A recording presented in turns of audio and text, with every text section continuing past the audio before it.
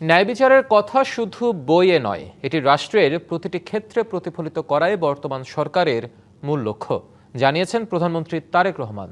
তিনি বলেন, বিচার বিলম্ব মানেই বিচার অস্বীকার উল্লেখ করে সরকার প্রধান বলেন, স্বল্প সময়ে যাতে বিরোধ নিষ্পত্তি করা যায় সেই দিকে লক্ষ্য রেখে কাজ চলছে।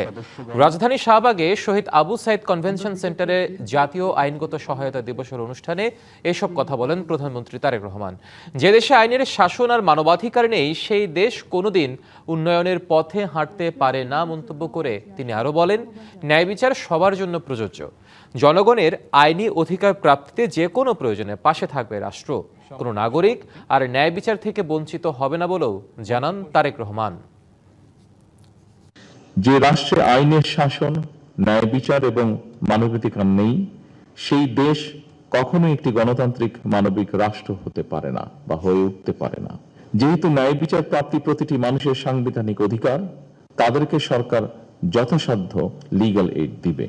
মানুষ যেন সহজে প্রাথমিক আইনি পরামর্শ গ্রহণ করতে পারে, এক্ষেত্রে সরকারের লিগ্যাল এইড হেল্পলাইন আরো কার্যকর ভূমিকা রাখবে বলে ব্যক্তিগতভাবে একজন নাগরিক হিসেবে আমি সেটি আশা করি।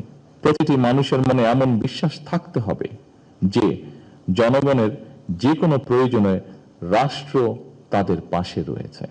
আসুন আমরা সবাই মিলে একটি ন্যায়বৃদ্ধি মানবিক রাষ্ট্র গড়ে তুলি, যেখানে ন্যায় বিচারই হবে শেষ কথা আমাদের।